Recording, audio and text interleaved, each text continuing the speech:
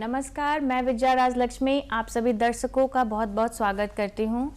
आज का हमारा कार्यक्रम फ्लैगशिप कार्यक्रम है और आज का हमारा चर्चा का विषय है बेटी बचाओ बेटी पढ़ाओ, सुशिक्षित बेटियां सुसंस्कृत समाज।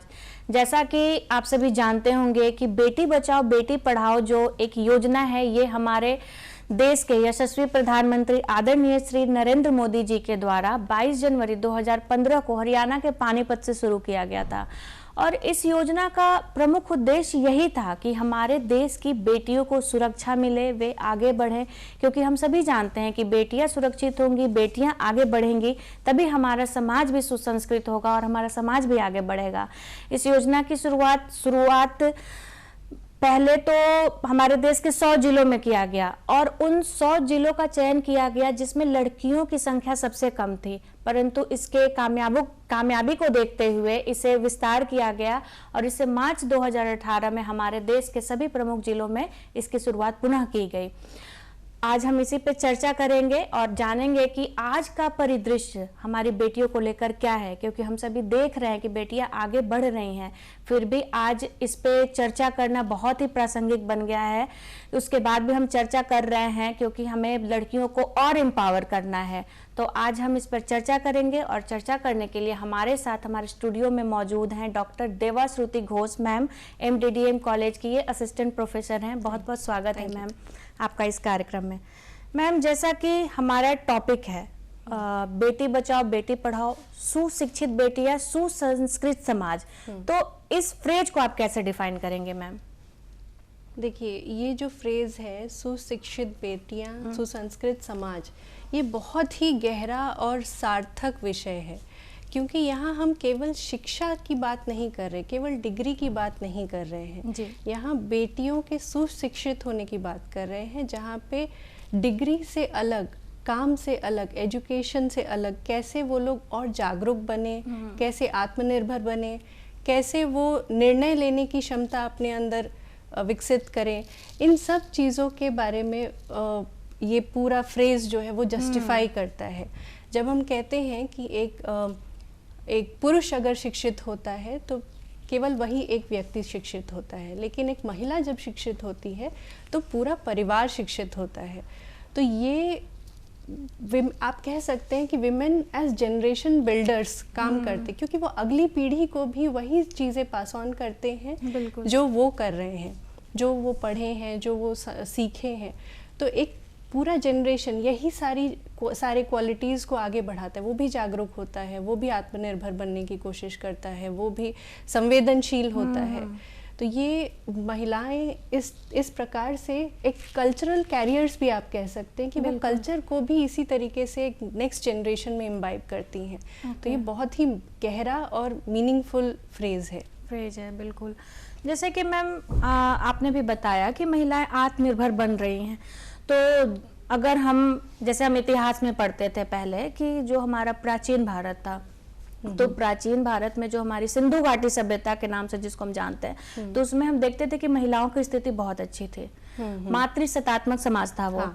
फिर मध्यकालीन आते आते महिलाओं की स्थिति थोड़ी बिगड़ गई पहले की अपेक्षा। आधुनिक भारत में फिर थोड़ी सुधरी और वर्तमान भारत में तो हम देख ही रहे। तो इस पूरी इसको अगर आप कंबाइन करके इसको आप देखना चाहेंगी, तब आप महिलाओं की स्थिति में क्या सुधार पाते हैं? देखिए, जैसा आपने बताया कि मध्यकालीन भारत में एक फेज, बहुत ही लो फेज आया है ना, जहाँ पे महिलाओं का बाहर निकलना, बहुत तरीके के रेस्ट्रिक्शन, बहुत तरीके के पाबंदियों के साथ जीना पड़ा था। फिर एक समय आया जहाँ पे आप लोग सावित्री बाई फुले जी का एग्जाम्पल अगर आप देखेंगे, जिन्होंने मतलब खुद पढ़ाते वक्त, वो पढ़ाने जाती थी तो समाज ने बहुत तरीके से उनको रोका, उनके ऊपर पत्थर फेंके गए, लेकिन फिर भी उन्होंने एक जो ठाना हुआ था कि हाँ, हमें महिलाओं को शिक्षित करना है, एक सोच, एक थॉट प्रोसेस जो चेंज आया, उसके बाद धीरे धीरे जो महिलाओं का पार्टिसिपेशन बढ़ा। और आज अगर आप देखेंगे तो उस हिसाब से हायर एजुकेशन में भी महिलाएं बहुत आ गई हैं। पहले सिर्फ सीमित था कि स्कूली एजुकेशन पूरा कर ले, एक समय था कि हाँ मिनिमम, इसीलिए गवर्नमेंट को कई सारे स्कीम्स भी लाने पड़े कि मिनिमम एजुकेशन इतना होना चाहिए।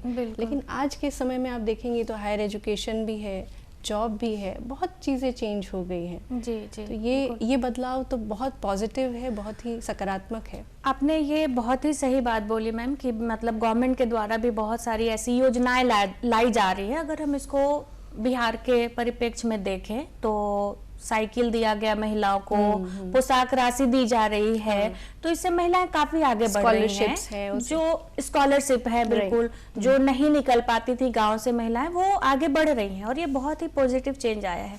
लेकिन मैम आज भी शायद कुछ क्षेत्र ऐसे हैं जिसको अगर हम आईटी सेक्टर्स की बात करें तो उसमें 34 to 35% ही महिलाओं की हिस्सेदारी है, और उसमें भी जो हाई रैंक है तो उसमें ज़्यादा मेल पर्सन हैं। तो इसको हम कैसे देखेंगे? देखिए, इसको हमने कुछ दिन पहले जब एक सुधा मूर्ति का इंटरव्यू देख रहे थे हम, तो उनका ये कहना था कि जब उन्होंने इंजीनियरिंग की तो वो केवल अकेली महिला थी अपने बैच में, है ना। लेकिन उसके हिसाब से अगर आप देखें, आपने जैसा बताया कि पार्टिसिपेशन है लेकिन कम है, लेकिन इम्प्रूव हुआ है, बहुत इम्प्रूव हुआ है। प्लस आज के डेट में आपने देखा भी होगा, कई लोगों का एग्जाम्पल हम लोग टीवी में भी देखते हैं कि महिला एंटरप्रेन्योर्स काफ़ी बढ़ गए हैं, और ऐसे ऐसे फील्ड्स में हैं जिसमें पुरुष डोमिनेट करते थे पहले, कि कंपनी रन कर रही हैं। तो आईटी सेक्टर में महिलाएं हो सकता है कि उस रेशियो में आपको लग रहा है कि कम है पुरुषों की तुलना में, लेकिन चेंजेस इतने ज़्यादा हैं कि महिला केवल आईटी सेक्टर में नहीं, दूसरे सेक्टर्स में भी अपने आप को बेहतर प्रूव कर रही हैं, कंपनी रन कर रही हैं।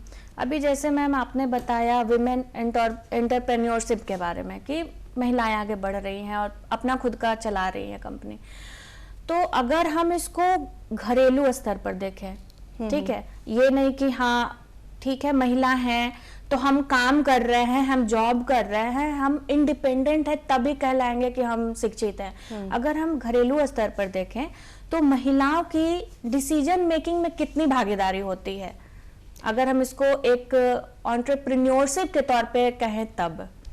देखिए, तुलनात्मक रूप में अगर आप देखेंगे तो हो सकता है आप ये कहें कि पुरुषों की भागीदारी ज़्यादा है, लेकिन जैसे एंटरप्रेन्योरशिप के रोल में अगर हम देखें तो उसमें जब महिलाएं पूरा का पूरा घर चला सकती हैं, तो कई सारे डिसीजंस महिलाओं को खुद से लेने की आदत पहले से ही होती है।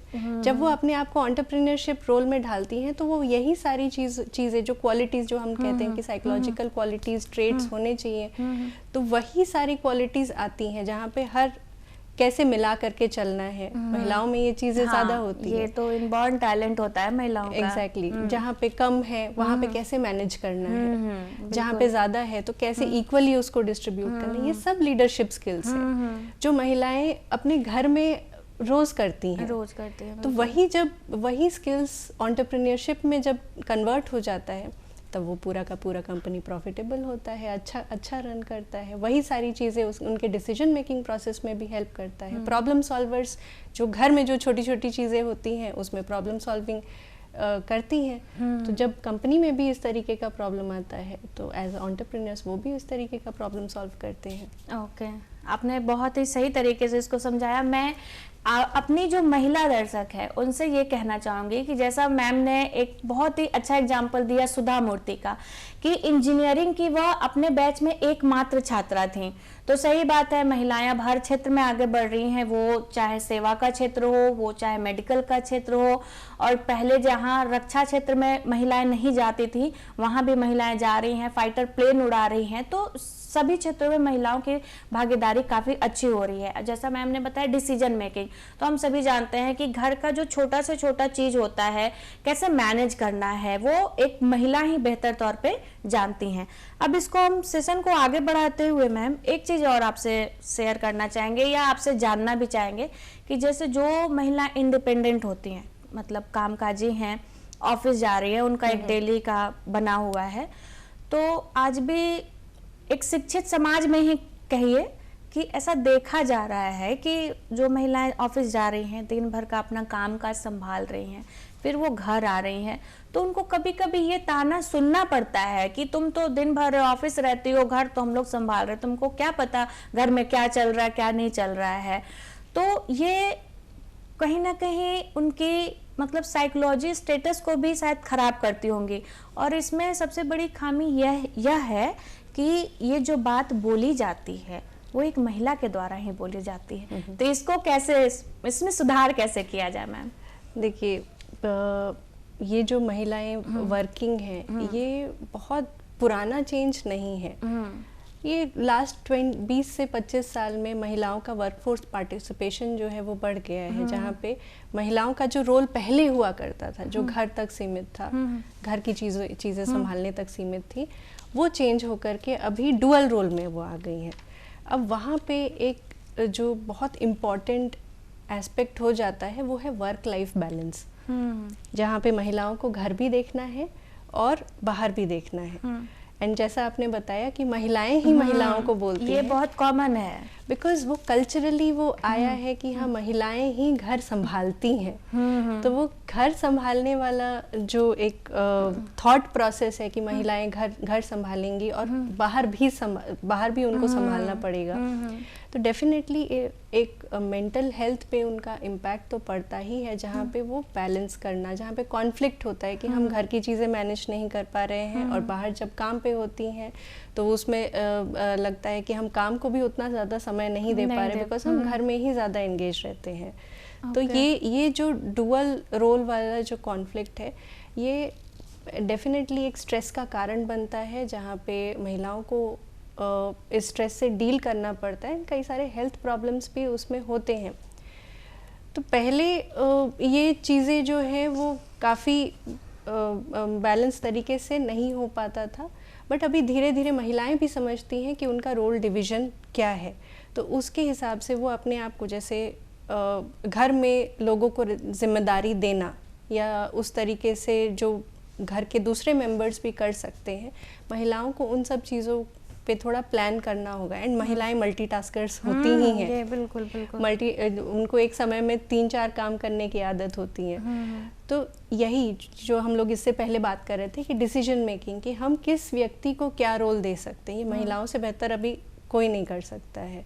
और जो घर में जो महिलाएं हैं उनको समझने की ज़रूरत है कि कोई घर से बाहर काम करने जा रहा है तो वहाँ पे मैनेजमेंट जो है वो करना मुश्किल है। परिवार अगर सपोर्ट करता है तो महिलाओं का, ये जो वर्किंग वुमेन है, उनका मेंटल वेलबींग बहुत अच्छा होगा। परिवार का सपोर्टिव होना, परिवार का केयर करना उन महिलाओं के प्रति बहुत ज़रूरी है। मतलब इसका सार यही है मैम कि उनको एक मतलब प्लान्ड वे में अपने लाइफ को बैलेंस करना होगा, है ना, तभी वो घर का और बाहर दोनों तरह की जिम्मेदारियां वो संभाल पाएंगे। तो ये मैम ने बहुत ही सही कहा, क्योंकि आप जो घर बैठे लोग ऐसा बोल देते हैं, खासकर महिलाएं, तो उन्हें भी ये सोचना चाहिए कि कोई महिला दिन भर अगर बाहर काम कर रही है तो वो भी काम ही है, जैसे एक घरेलू महिला है। तो मैम कई बार घरेलू महिलाओं के काम को भी शायद काम नहीं समझा जाता है, ये भी बड़ा एक कॉमन प्रॉब्लम है। ये तो कॉमन प्रॉब्लम है ही, जहाँ पे यूजुअली जो घर में काम कर रही हैं हाउसवाइफ्स हैं, होम मेकर्स है, उनको लगता है ये तो नॉर्मल है, वो उसको नॉर्मलाइज कर दिया गया है। तो लेकिन वो भी इम्पोर्टेंट काम है। वहाँ पे जब हम कहते हैं ना कि जब मंच पे कोई होता है वो तो दिखते हैं, लेकिन जो बैक स्टेज होते हैं वो नहीं दिख रहे। तो महिलाओं का भी कुछ वैसा ही है कि जो घर पे जो काम अगर मैनेज्ड है, तभी बच्चे बाहर से आकर के समय से खाना खाते हैं, रेडी होते हैं, ये सब चीजें दिखाई नहीं देती। ये सबसे बड़ी जिम्मेदारी है। अगर कोई घरेलू महिला आपको समय पे सब कुछ करके दे रही है, इससे बड़ी जिम्मेदारी और कोई नहीं है। घर अगर सक्सेसफुली रन कर रहा है तो उसमें महिलाओं का जो बैकग्राउंड में रोल है वो बहुत इम्पोर्टेंट है। तो मैं इसको आप पुरुष समाज, आप इसको अदर वे में नहीं ले, लेकिन मैं आप लोगों से ये कहना चाहूंगी कि अगर आपकी वाइफ, आपकी बहन, आपकी बेटी घर में आपके काम को या पूरे घर को संभाल के रख रही हैं, तो आप उसको छोटा ना समझे, या ये कभी नहीं बोले कि अरे ये तो तुम्हारा काम है, ये सब कोई काम है। ये जनरली बोला जाता है, क्योंकि ऐसा बोल के आप उस महिला को हीन भावना से ग्रसित करवा देते हैं, और उस महिला के दिमाग में आता है कि अगर हम भी जॉब कर रहे होते तो हमें कोई ऐसा ताना नहीं देता। पर ये गलतफहमी है। घरेलू महिलाएं जो होती हैं वही असल में हमारे जो समाज को एक, इसको क्या बोले, बैकबोन भी बोल सकते हैं। ये हमारे समाज की बैकबोन होती हैं। वो हमें सही समय पे खाना देती हैं, आपको सही समय पे लंच देती हैं कि आप ऑफिस जाएं तो आप प्रॉपर घर का खाना खाएं, अच्छे से रहें, तभी आप एक अच्छे समाज की कल्पना कर सकते हैं। अब इसमें आगे बढ़ते हुए मैम, हम लोग ये भी देखते हैं कि माता पिता के तौर पे ऐसा देखा जाता है, अब तो बहुत कम है, कि एक लड़के की परवरिश और एक लड़की की परवरिश, दोनों की परवरिश में थोड़ा डिफरेंस देखा जा रहा है। तो अगर इसमें डिफरेंस देखा जा रहा है मैम, तो क्या इसके पीछे कोई मनोवैज्ञानिक पहलू है? देखिए, ऐसे देखा जाए तो जेंडर बेस्ड पेरेंटिंग का कॉन्सेप्ट बहुत पहले से है। जैसे जेंडर रोल्स डिवाइड करना, जैसे बच्चियां, मतलब छोटी बच्चियां होती है जो बहुत छोटे से ही उनको किचन के लिए कह दिया जाता है कि आप ये सीखो मम्मी के साथ। वैसे ही अगर उसी सेम घर में अगर कोई लड़का है, वो अगर किचन में घुसे तो उनको कहा जाता है कि आपका वहाँ पे क्या काम है। तो ये जो रोल बेस्ड जो डिफरेंशिएशन है, बच्चा जब पैदा होता है उसको अपना रोल नहीं पता होता है, वो अपने घर में ही सीखता है कि उसको क्या क्या बोला जा रहा है, आप बाहर जा कर के खेलो या आप बाहर जाके पढ़ाई करो। ये जो थॉट प्रोसेस है, ये जो प्रैक्टिसेस हैं जो हम सोशलाइजेशन में इंक्लूड करते हैं, ये हमारे घर से ही शुरू होता है। और यूजुअली माता पिता इसके एजेंट्स हैं। माता पिता ही पहले ये सारी चीज़ें कि उन लड़कियों का क्या रोल है, लड़कों का क्या रोल है, वही लोग सिखाते हैं। तो ये जो आप कह रही हैं कि अभी नहीं है, वो इसलिए भी धीरे धीरे चेंज हो रहा है बिकॉज जितना महिलाओं का पार्टिसिपेशन वर्कफोर्स में हुआ, जो वर्किंग विमेन है या जो एजुकेटेड हो गई, जो आत्मनिर्भर है, उनको ये चीज़ें समझ में आने लगी। महिलाएं शिक्षित होंगी तो ये डिफरेंस भी समझ में आएगा।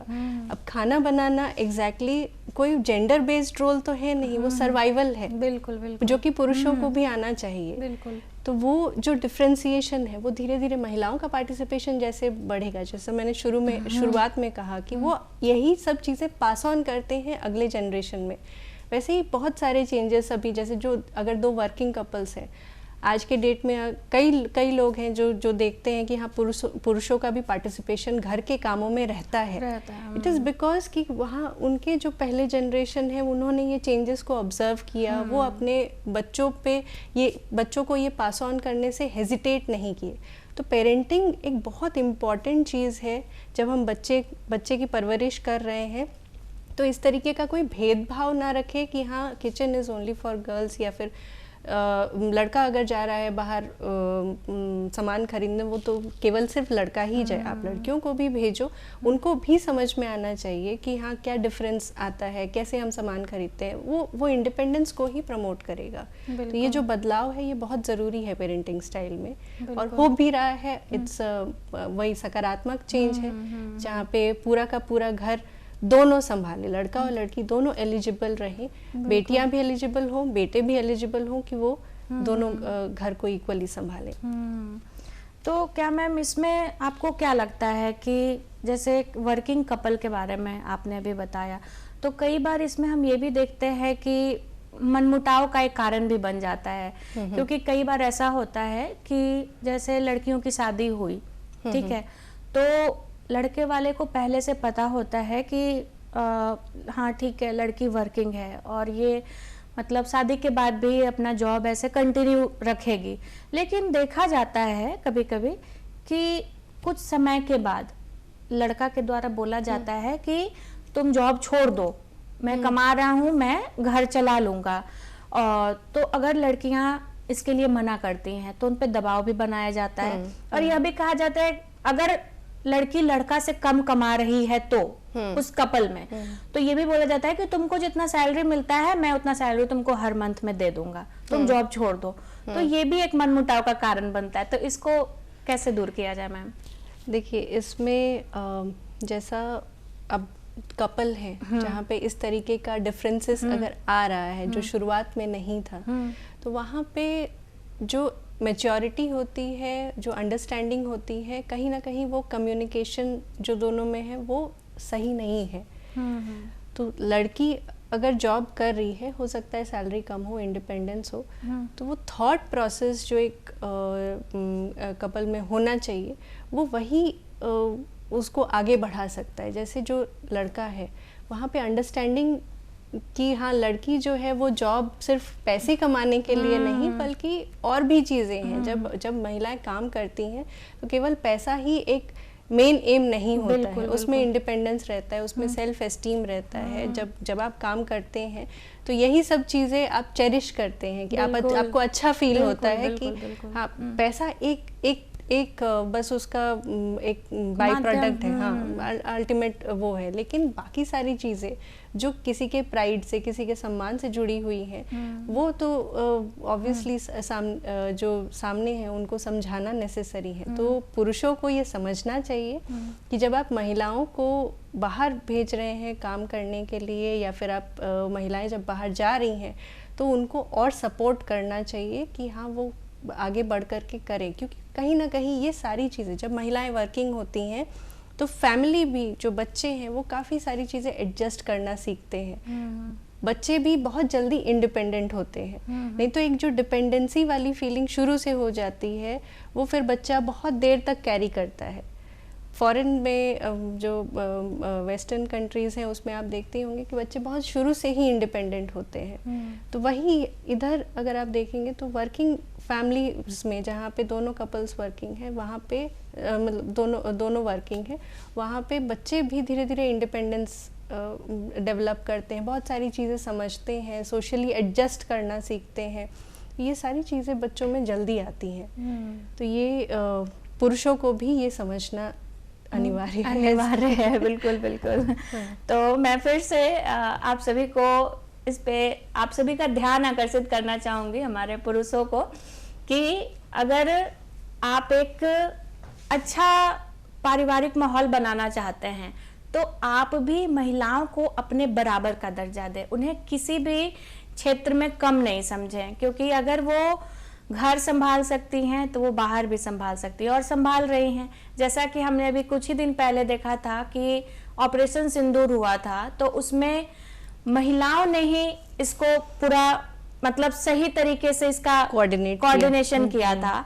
और उस महिला जो थी सोफिया कुरैशी, उनका बहुत ही एक अच्छा स्टेटमेंट था कि जब एक फाइटर प्लेन एक महिला उड़ाती है तो मशीन को नहीं पता होता है कि वो फाइटर प्लेन एक मेल पर्सन उड़ा रहा है या फीमेल पर्सन। तो जब एक महिला फाइटर प्लेन उड़ा सकती है तो महिला कुछ भी कर सकती है। तो महिलाओं को कभी भी आप लोग कम नहीं समझें।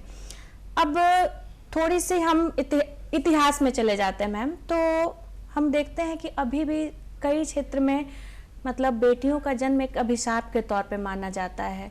तो इसको आप कैसे इन्हांस करेंगे कि ये अभिशाप नहीं है? देखिए, बहुत सारी चीज़ें अभी चेंज हुई हैं, थॉट प्रोसेस में बदलाव आया है डेफिनेटली, लेकिन जैसा आप बता रही हैं कि लड़कियों को जन्म नहीं देने जो फीमेल फीटिसाइड के रूप में हम लोग देखते, भ्रूण हत्या काफ़ी कॉमन था पहले। सरकार उस पे काफ़ी कड़क उस पे उन्होंने स्टेप लिया, जहाँ पे जो जेंडर डिटर्मिनेशन जो टेस्ट हैं उनको बैन किया। तो ये तो पहले तो थी ही, ये सब चीज़ें काफ़ी ज़्यादा थी, अभी भी कुछ हिस्सों में ये हो सकता है, लेकिन धीरे धीरे लोगों के थॉट प्रोसेस में चेंज आया है। जैसा अभी हम लोग बात कर रहे हैं उसी के, महिलाएं जैसे जैसे शिक्षित होंगी, परिवार को भी समझ में आता है कि हाँ बेटियां अगर शिक्षित हो रही हैं तो उनमें क्या क्या डिफरेंस आ रहा है। अभी कई पेरेंट्स जो हैं वो अपनी बेटियों को आगे पढ़ाने के लिए रेडी रहते हैं। और एक बदलाव ये भी है कि पहले ये कंसिडर किया जाता था कि जो घर के बेटे होते हैं वही परिवार की या माता पिता की जिम्मेदारी लेते हैं, लेकिन अभी आप देखेंगे तो काफ़ी चेंजेस है जहाँ पे बेटियां शादी के बाद भी माता पिता की जिम्मेदारी लेने के लिए तत्पर रहती हैं। तो ये बदलाव अपने आसपास जब कोई भी देखता है तो वो जो सोच है, वो जो फीलिंग है वो बदलती है कि नहीं बेटियां ही आगे बढ़ाएंगी। तो हमने अपने आसपास कई लोगों को ऐसा बोलते हुए भी सुना है कि बेटी शादीशुदा है लेकिन अभी भी हम लोग का ख्याल रखती है। तो पुरुष जिनको माना जाता था, बेटे जिनको माना जाता था कि यही हमारा बुढ़ापे का सहारा है, बिल्कुल, बिल्कुल। तो वो जो चेंज हुआ, वो जो नरेटिव है वो चेंज हुआ है काफ़ी। तो ये बहुत ज़रूरी था एंड वो बहुत प्रासंगिक भी है आज। बिल्कुल। तो मैम अब मतलब हमारा विषय तो ऐसा है कि इसके लिए समय हमें कम पड़ जाएगा तो अभी आप मैम अब कार्यक्रम समाप्ति की ओर है, तो आप जाते जाते मैम हमारे दर्शकों से क्या मैसेज देना चाहेंगे इस विषय पर? मैं सारे दर्शकों से ये निवेदन ज़रूर करना चाहूँगी कि शिक्षित होना और सुशिक्षित होना दोनों में थोड़ा अंतर है। अपनी बेटियों को सुशिक्षित कीजिए। देखिए, हमारा देश जो है, जो अभी विकास की ओर बढ़ चला है, वो विकसित हो ही जाएगा, और वो विकसित होने का जो दारोमदार है वो कहीं ना कहीं बेटियां उसके लिए बहुत ज़्यादा जिम्मेदार हैं। अगर आप बेटियों को आगे बढ़ाएंगे, देश भी उसी हिसाब से विकसित करेगा, आपका परिवार बढ़ेगा, आपके परिवार में खुशहाली आएगी, ये सारी चीज़ें होंगी। बहुत बहुत धन्यवाद मैम, बहुत ही अच्छा रहा आज का सेशन। और आप सभी दर्शकों से भी मैं यही कहना चाहूँगी और कि बेटियों को पढ़ाएं, बेटियों को बढ़ाएं, क्योंकि जब एक कलम की ताकत एक बेटी के हाथ में जाती है तब वह सिर्फ अपनी किस्मत नहीं बदलती है बल्कि पूरे समाज की तस्वीर बदलती है। इसलिए बेटियों को बचाइए, उन्हें पढ़ाइए, खूब आगे बढ़ाइए, तभी वो आत्मनिर्भर बनेंगी और आत्मसम्मान के साथ इस पूरे समाज में जी सकेंगी। आज का हमारा कार्यक्रम यही समाप्त होता है और आज के लिए आप सभी दर्शकों का बहुत बहुत धन्यवाद।